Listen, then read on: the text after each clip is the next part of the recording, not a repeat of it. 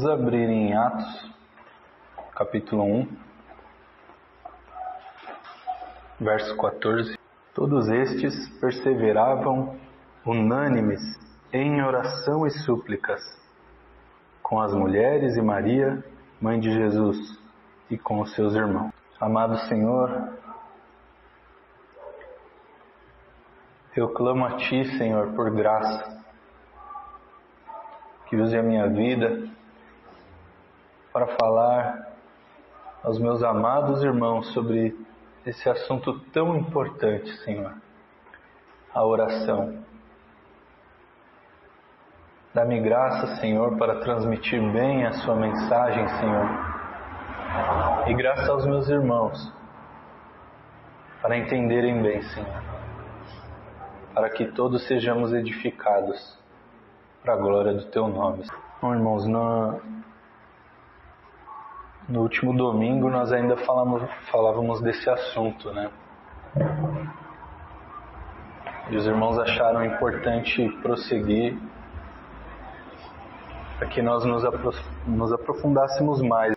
Nós temos, como já sabemos, uma dificuldade, né, com esse tema. E eu separei aqui para essa manhã nós conversarmos sobre como devemos orar, pelo que podemos ou devemos orar e qual o resultado das nossas orações, né? Qual é a recompensa, qual é o benefício, qual é a consequência dessa ação, né? Em Romanos 8, 26, a palavra diz que nós não sabemos como orar, mas que o Espírito intercede por nós com gemidos inexprimíveis. Então eu já quero começar o assunto consolando os nossos corações, né, irmãos? A palavra é bem taxativa, nós não sabemos como fazer. Quando os discípulos falam ao Senhor, né, nos ensina como João Batista fez com os discípulos dele, fica bem claro ali também, né? Se os discípulos que estavam tão próximos do Senhor não faziam ideia de como orar, né? E o Senhor vivia orando, com um exemplo tão perfeito como o Senhor, eles ainda não sabiam orar. Mas há esse consolo. O Espírito do Senhor intercede por nós com gemidos inexprimíveis. Inexprimíveis é uma palavra muito forte. São gemidos quase que impossíveis de se entender. Mas também dá uma conotação de um sentimento muito forte, reprimido, que é possível se expressar, ainda que quase não se entenda. Então, o Espírito do Senhor, na profundeza dos nossos corações, habitando em nós, ainda que nós tenhamos dificuldade, não consigamos nos expressar com o Senhor, não saibamos muitas vezes o que dizer diante do Senhor quando estamos de joelhos ou quando estamos sozinhos com o Senhor, o Espírito consegue orar. Fica esse consolo para nós, irmãos, porque muitas vezes nós propomos em nosso coração estar diante do Senhor e nós saímos com aquele sentimento de que falhamos. E muitas vezes, na próxima vez que você vai orar, você possa ficar desanimado e dizer: nem consigo orar. Da outra vez eu fiquei 10 minutos, 15 minutos só e não consegui dizer nada para o Senhor. Não, irmão, não desanime, porque ainda que nós venhamos a falhar, o Espírito do Senhor intercede por nós com gemidos que nós não conseguimos entender, mas que diante do Senhor é como uma explosão, é como um choro contido de angústia. Quando nós não conseguimos chorar, o Espírito Santo consegue chorar por nós diante do Senhor. Então nós devemos insistir em orar, vez após vez, até que o nosso coração também consiga se expressar diante do Senhor. Isso é uma palavra de ânimo que eu quero dar. Mateus 6, verso 5. E quando orardes, não sejas como os hipócritas, pois gostam de orar em pé, nas sinagogas e nas esquinas das ruas, para serem vistos pelos homens. Em verdade vos digo que já receberam a sua recompensa. Mas tu, quando orares, entra no teu aposento, e fechando a tua porta, ora a teu Pai que está em secreto. E teu Pai que vê secretamente te recompensará. E orando não useis de vãs repetições, como os gentios, que pensam que por muito falar serão ouvidos. Não vos assemelheis a eles, pois vosso Pai sabe o que necessitais antes de lhe pedirem. Até aqui por enquanto. Bom, irmãos, o Senhor nos ensina, a fazer as nossas orações reservadamente. É claro que nós temos diferentes tipos e momentos de oração. Nós estamos falando aqui da nossa comunhão particular com o Senhor, não da oração como igreja, como nós lemos no livro de Atos. Mas nessa oração, irmãos, nós temos a oportunidade de vivenciar uma experiência real com o Senhor, uma experiência profunda, que é praticamente impossível nós termos uma oração coletiva. Os irmãos podem imaginar um irmão confessando durante a oração coletiva da igreja um pecado muito terrível, Como, por exemplo, Senhor, me perdoa porque eu traí a minha esposa. E aí esse irmão não confessou nem para a esposa, nem para os irmãos antes. Acabou a reunião, irmãos? Então, na nossa intimidade com o Senhor, nós podemos confessar tudo ao Senhor. Devemos também confessar a outros irmãos. Nesse exemplo absurdo que eu dei, esse homem também deveria confessar a sua esposa e pedir perdão. Mas quando estamos a sós, irmãos, e isso é muito importante, são muitas passagens que falam a respeito disso, estar a sós com Deus. E esse é o mais precioso momento que nós temos de oração. Não negligenciando a oração com as nossas esposas, com os maridos, a oração em família, com os filhos. Quando o Senhor diz logo em seguida aqui, não façamos para ser vistos, porque então você já teve a sua recompensa, Ele não está falando dessas coisas. Ele está falando da oração particular. Nós, como homens, as irmãs, como mães, como servas do Senhor, devem sim se preocupar em dar exemplo nesse sentido. Em outra reunião eu dei testemunho a respeito da minha mãe, como impactou a minha vida ver a vida dela de oração. O irmão Murilo, em outra mensagem, também mencionou isso a respeito da mãe dele. Como isso é importante para os nossos filhos, como isso é importante para as nossas esposas, que elas vejam que nós somos homens de oração. Mas no particular, irmãos, nós temos um ganho. O Senhor diz que nós seremos recompensados publicamente por aquela oração que fizemos em secreto. O Senhor causará efeito em nós daquela oração que nós fizemos sem recompensa nenhuma diante dos homens. No verso 9, irmãos, o Senhor ensina a prática. O famoso Pai Nosso, que os nossos amigos católicos têm como uma reza, Portanto, vós orareis assim: Pai nosso que estais nos céus, santificado seja o teu nome. Eu não vou ler de uma vez, para não fazermos justamente nesse sentido que eu estou dizendo, como uma reza. O Senhor aqui está dando princípios que nós podemos usar na prática para aprender a orar. Então nós devemos começar as nossas orações louvando ao Senhor. Ele está nos céus, Ele é Altíssimo e santificado é o nome dEle. Quando nós começamos louvando ao Senhor, louvando a Deus, louvando ao Senhor Jesus Cristo, ao Seu Espírito, nós não começamos pedindo.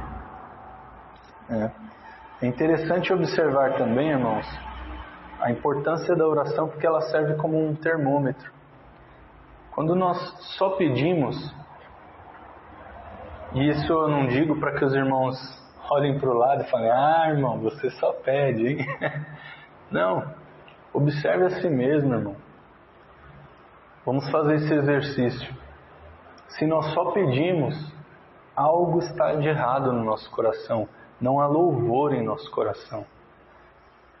Em seguida, no verso 10, venha o teu reino e seja feita a tua vontade, assim na terra como é no céu. Se na terra a vontade do Senhor já é cumprida, irmãos, quem dirá no céu? Aqui o Senhor está ensinando nós a nos preocuparmos em qual é a vontade do Senhor. Quando nós só pedimos, nós também estamos preocupados apenas com a nossa vontade. Em outro texto, o Senhor nos ensina que se pedirmos o que o Pai quer, Ele fará. Ou seja, Ele não está prometendo que tudo que pedirmos Ele fará. É melhor você orar certo, porque Deus vai fazer a vontade dEle independente do que você quer. Então, que nós aprendamos no Senhor, muitas vezes até a perguntar: Senhor, qual é a sua vontade a respeito disso ou daquilo? No verso 11, o pão nosso de cada dia dá hoje. Nós poderíamos falar muito a respeito disso, da nossa ansiedade, mas eu não quero estender muito. Mas aqui ele já deixa bem claro, irmãos, com uma frase muito curta: nos dá hoje. Quer dizer que nós não precisamos nos preocupar com o pão de amanhã, com o almoço de amanhã, o jantar, com o que vamos nos vestir, como vamos pagar as nossas contas. Nós precisamos sim trabalhar, mas orar e confiar no Senhor. Que as nossas ansiedades, irmãos, sirvam de combustível para as nossas orações. Como funciona o motor de um carro? O combustível entra lá no espaço do cilindro, o cilindro pressiona, é gerada uma faísca, você queima o combustível, aquela explosão movimenta o motor. Depois de queimar, aquele combustível já não existe mais. Esse é o princípio de usar como combustível as nossas ansiedades. O fruto da ansiedade é um fruto amargo, venenoso, irmãos. Ele não tem serventia. Então, se nós pudermos queimar esse combustível para orar mais, que glória, irmãos! Que bênção o Senhor derramará sobre nós. Uma vez queimado o combustível, ele não existe mais. Uma vez colocada diante do Senhor a nossa ansiedade, se nós o fizermos com fé, essa ansiedade não existirá mais. Isso impacta em muitas coisas, como por exemplo, em uma vida e um pensamento sereno, centrado. Quando as nossas ansiedades estão diante do Senhor, nós podemos tomar decisões com mais sabedoria, porque nós não vamos medir as coisas pela ótica da ansiedade. Vamos medir pela nossa oração com o Senhor, pela palavra de Deus. O que eu devo ou não fazer? Eu devo avançar nisso? Eu devo recuar? O Senhor nos ajude, irmãos. No verso 12, perdoa as nossas dívidas, assim como nós perdoamos os nossos devedores. Verso 13, não nos deixes cair em tentação, mas livra-nos do mal, porque teu é o reino, o poder e a glória, para sempre. Amém. Não nos deixes cair em tentação, irmãos. Muitas vezes nós nos esquecemos de pedir isso ao Senhor, como se isso não funcionasse. Mas eu quero incentivar os irmãos a fazer esse exercício. Aquele pecado onde a gente sempre cai. Ah, Senhor, eu sempre falo besteira. Sempre abro minha boca na hora errada. Ah, Senhor, eu sempre olho o que não deveria olhar. Sempre desejo o que eu não preciso, Senhor. Enfim, se a gente for ficar citando pecado aqui, a reunião vai ficar só para isso, né? Mas aquele pecado que a gente mais tem dificuldade. Ore sobre isso, meu irmão. Fala, Senhor, me livra dessa tentação. Eu não quero pecar constantemente contra Ti, Senhor. Eu não quero viver deliberadamente, Senhor, nesse pecado. Livra-me da tentação. Nós devemos orar assim, irmãos. Sobre como nós devemos orar também, irmãos, em Lucas capítulo 11. Vamos abrir lá. No verso 5. Só para contextualizar, no início do verso 11, o Senhor também está ensinando o Pai Nosso, e em seguida, Ele fala aqui do verso 5. Então Ele lhes disse: qual de vós terá um amigo, e se este for procurá-lo à meia-noite, e lhe disser: amigo, empresta-me 3 pães, porque o meu amigo chegou de viagem na minha casa, e não tenho o que lhe apresentar. Se ele, respondendo de dentro, disser: não me importunes, a porta já está fechada, e os meus filhos estão comigo na cama, não posso levantar-me para lhe dar os pães? Então digo-vos que, ainda que não se levante a dar-lhe os pães, por ser seu amigo, levantar-se-á, todavia, por causa da sua importunação, e lhe dará tudo o que de ele necessitar.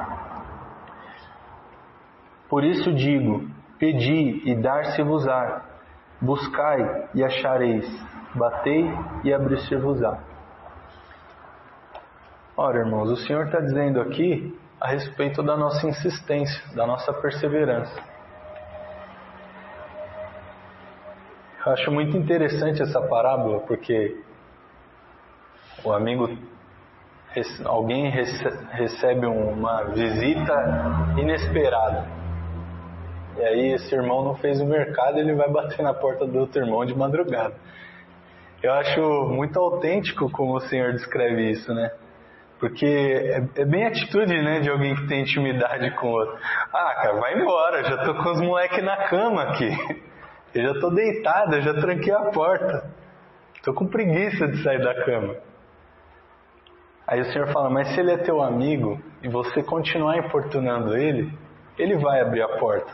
Ele não vai te dar só o pão, ele vai te dar tudo o que você necessitar. Ora, não é o Senhor o nosso melhor amigo, irmãos? Se nós insistirmos em orar, Ele não nos ouvirá? Em outro texto o Senhor diz: ora, se até os homens sabem dar boas dádivas aos seus filhos, quem dirá o Senhor? Se até os homens, né? Se até essa raça de pecador sabe dar... Vamos para Efésios 6, amados. Nós falamos até agora sobre como orar. E eu já acabei até entrando no outro tema. Quando orar? Efésios 6, verso 18, vai dizer: e orai em todo o tempo com toda oração e súplica no Espírito. Vigiai nisto, com toda a perseverança e súplica por todos os santos. Olha, irmão, em todo o tempo. O Senhor nos dê graça e nos ensine a orar, irmãos, porque é em todo o tempo. Em outro texto nós vamos, 1 Tessalonicenses 5, se eu não me engano. Ele vai dizer: sem cessar. Orai sem cessar. Alguém pode dizer, poxa, mas então eu não vou trabalhar, eu não vou comer, eu não vou dormir. Essa foi uma das bênçãos que o Senhor me concedeu. Eu pude ver a minha mãe praticando isso. Minha mãe orava quando levantava, de joelhos, escondidinha lá. Às vezes eu podia espiar entre a fresta da porta e ver ela chorando ali, com o caderninho aberto, cheio de nomes, suplicando ao Senhor. E aí ela se levantava, e aí ela orava para agradecer o pão, e aí ela ia arrumar a casa, e orava arrumando a casa. Aí ela ia para o banco, ou pegava uma condução, e ela chorava no ônibus. Porque muitas vezes, eu não sabia, mas uma vez eu perguntei, muitas vezes ela estava quietinha no ônibus, mas ela estava falando com Deus, e de repente ela chorava. Alguém podia dizer, olha que mulher louca, ou nossa, que pessoa perturbada e triste, mas ela estava no Senhor. Antes de dormir ela orava, e enquanto eu ia para a rua fazer tudo que não presta, desonrar a minha mãe e ao meu Senhor, que ela me ensinou desde a infância, ela orava na madrugada, para que o Senhor me livrasse da morte e salvasse a minha alma. Ora, irmãos, é possível orar em todo o tempo. O Senhor nos ensine. Os irmãos têm orado todos os dias de manhã. E vez ou outra, nosso coração é tão mau que nós somos capazes de dizer, olha como estamos fazendo bem, estamos orando todos os dias. Ah, irmãos, isso é só o começo, na esperança de que o Senhor nos desperte verdadeiramente, não só para uma vida real e saudável de oração, mas em todas as outras coisas que necessitamos, como a pregação do Evangelho. Nós podemos também, irmãos, eu não vou abrir para não tomar muito tempo, são muitos versos que eu anotei, aprender com o publicano e o fariseu, em Lucas 18.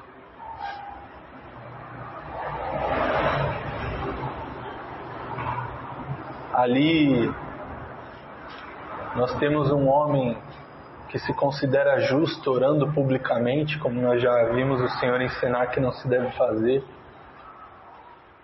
e agradecendo a Deus porque ele não é um lixo como aqueles outros ali. E aí nós temos um homem que toda a sociedade vê como um homem mau. Mas o importante não é como as outras pessoas veem ele, é que ele também se vê como alguém terrível. Então eu posso imaginar esse homem batendo no peito, e a palavra diz que ele está lá no fundo, né? Num lugar menos privilegiado do templo. E ele não pode nem sequer erguer a cabeça para orar. Ele está olhando para o chão. E eu posso imaginar ele em agonia, dizendo, Senhor, assim deve ser a nossa oração, irmãos.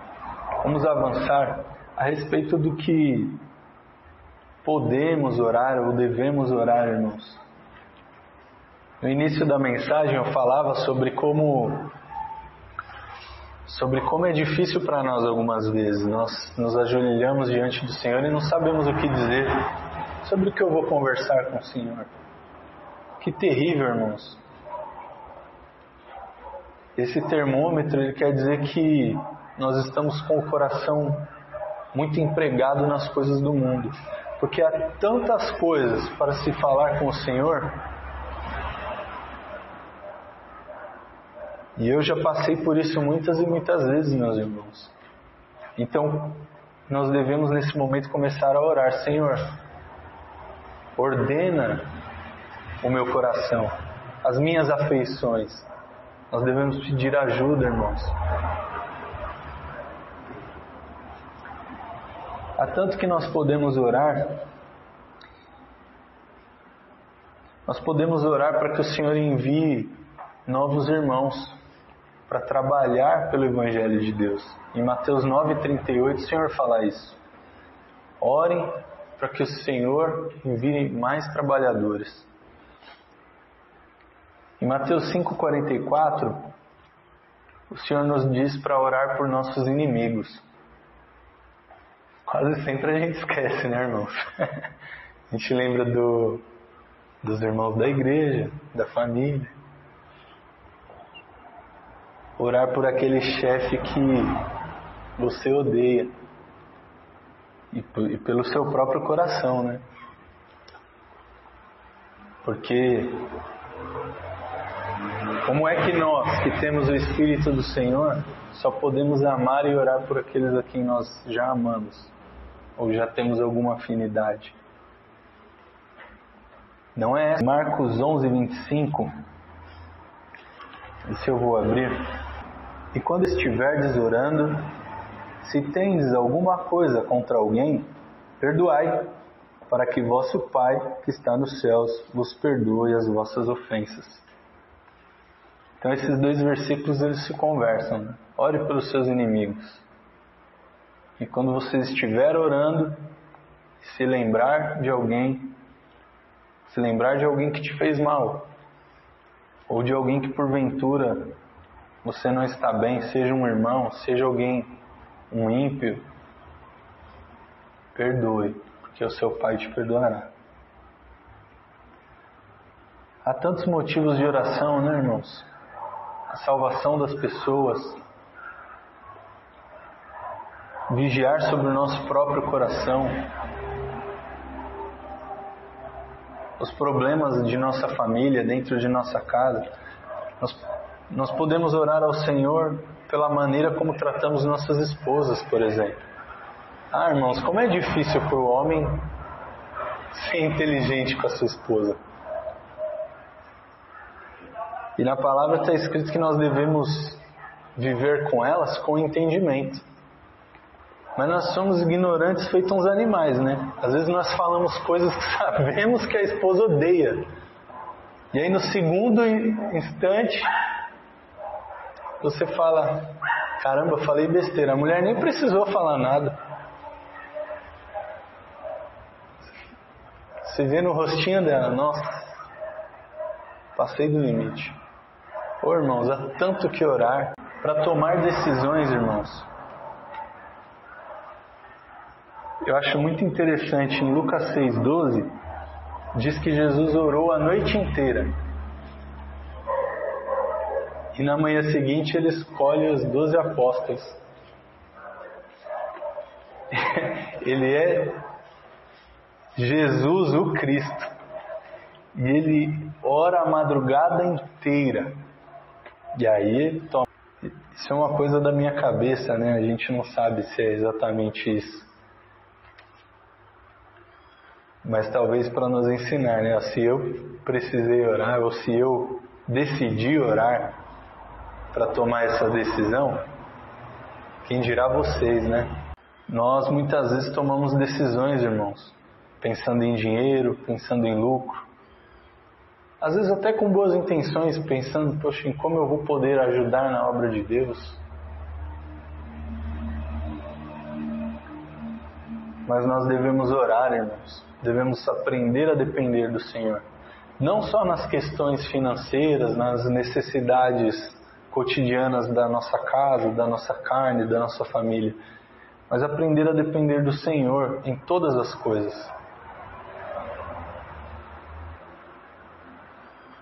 Sobre como eu devo orar, sobre como eu devo agir no meu trabalho, sobre o que eu devo ou não dizer a alguém, sobre como tomar decisões importantes, seja nos negócios, sejam na família, seja na agenda cotidiana da família. Às vezes uma pequena decisão, irmãos, como uma compra, nós precisamos da orientação do Senhor para tudo, irmãos. E se não fazemos isso em oração, isso também é uma denúncia a respeito do nosso coração. Significa que confiamos no que estamos decidindo. Nós confiamos em que caminho estamos tomando. Confiamos na nossa inteligência, no nosso julgamento, talvez na nossa experiência a respeito de um determinado assunto. Segundo a Tessalonicenses 3, ele diz que nós devemos orar pela propagação do Evangelho. Irmãos, orem para que o Evangelho se espalhe, para que ele seja pregado rapidamente. São tantos bons motivos de oração, irmãos. Nós podemos orar pela cura de alguém. Podemos orar pela salvação de outras pessoas. Há tantos motivos para orarmos. Pelo nosso próprio pecado. E como dissemos no início, para aprendermos a conhecer o Senhor, a adorá-lo. Todo o início de nossa oração, ela deve ter louvor a Deus, seja em cânticos, seja em salmos. Quando nós não conseguirmos, irmãos, que nós oremos a palavra. Nós podemos abrir um salmo e orar esse salmo ao Senhor, para ajudar o nosso coração de ferro a amolecer um pouco.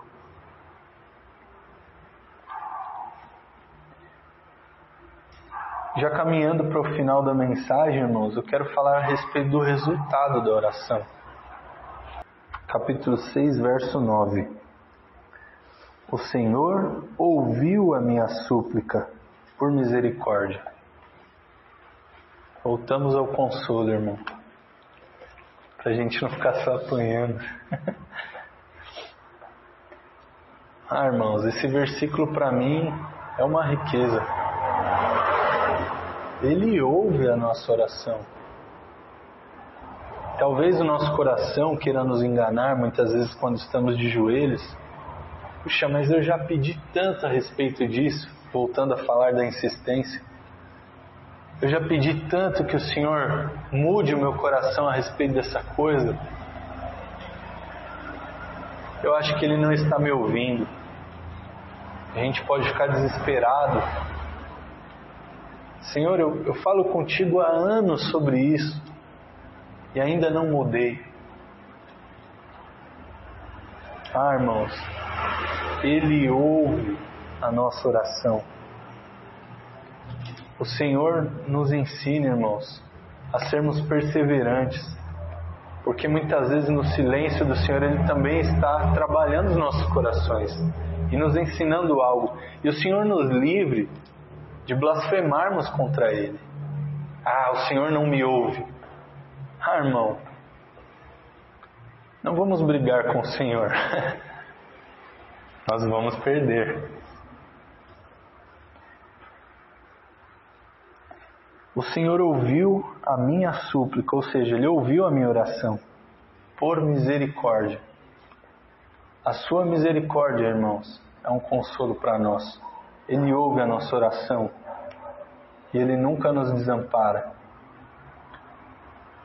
Talvez a gente fique ansioso e até bravo com o Senhor às vezes, porque estamos muito tempo orando a respeito de algo e aquilo não aconteceu, não houve avanço aos nossos olhos.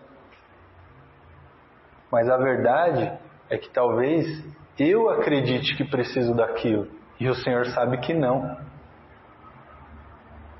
Então nós precisamos aprender a ser dóceis. Precisamos aprender a nos submeter ao Senhor. E aí talvez ao submeter o seu coração ao Senhor, Ele realize aquilo. Talvez não. Porque talvez o Senhor saiba, e nós não podemos ver, por causa da cegueira, do pecado, por causa da nossa limitação humana, talvez Ele saiba que aquilo vai te fazer mal. E Ele nunca te dará aquilo, nunca concederá aquele pedido.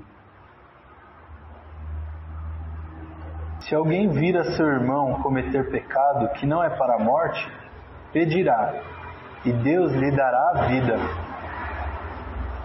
Eu não quero me aprofundar no assunto do versículo, mas no resultado aqui. Nós estamos falando a respeito da consequência da oração.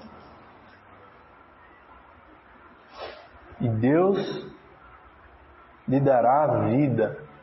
Irmãos, Oração é como um combustível, é como alimento, é como remédio, dá vida. Nesse verso ele diz que viu o outro irmão pecar. Então, se você orar pelo outro irmão, Deus dará vida a esse irmão. Irmãos, há tanto pelo que orar e nós precisamos exercitar a nossa fé, irmãos. Talvez nós não estejamos orando pelo outro irmão porque não acreditamos que o Senhor vai fazer algo a respeito, mas está escrito e nós podemos crer nisso, irmãos. O Senhor dará vida. A oração gera vida em você, gera vida naquele por quem você está orando. Tiago 5,15: confessai uns aos outros e orando uns pelos outros para serdes curados dos seus pecados. Marcos 14,38 diz que se nós orarmos, seremos fortalecidos contra a tentação. Eu estou falando desses dois versículos para relacionar os dois. Então nós podemos usar a oração como uma arma para fortalecer os nossos corações. É como um remédio preventivo, um tratamento preventivo. Nós fortalecemos o nosso coração orando ao Senhor contra a tentação, para que eu não peque. Mas se uma vez que eu pequei, graças a Deus, ainda assim esse remédio serve para remediar a situação. Eu já caí, mas o Senhor pode. Salmo 10:17. Vamos abrir. É o último texto, irmão. Tu ouves os desejos dos aflitos e confortas os seus corações e ouve o seu clamor. Em outra versão, durante o momento que eu me preparava para essa mensagem, ele diz que ouve o necessitado e fortalece o seu coração. Se não me engano, na King James. Irmãos, o Senhor não só nos ouve, mas Ele nos fortalece. Nós podemos e devemos também orar, irmãos, pedindo perdão ao Senhor, porque muitas vezes nós não oramos porque não estamos crendo que o Senhor trará o resultado dessa oração, gerando vida em nós, fortalecendo o nosso coração, seja para orar mais, seja para servir mais ao Senhor, seja para sermos uma bênção dentro de casa, com as nossas esposas, com os nossos filhos, sermos uma bênção diante dos vizinhos, para testemunhar o Evangelho de Cristo. Irmãos, o Senhor tenha misericórdia de nós e nos ensine a orar e a crer em todo o tempo, que nós possamos aprender a orar sem cessar. Senhor, eu te dou graças por essa reunião. Eu te peço, Senhor, que fixe essas palavras em nossos corações e que nos ajude a praticá-las, Senhor, pois sem isso será em vão. É essa a minha oração, Pai amado, em nome de Jesus Cristo.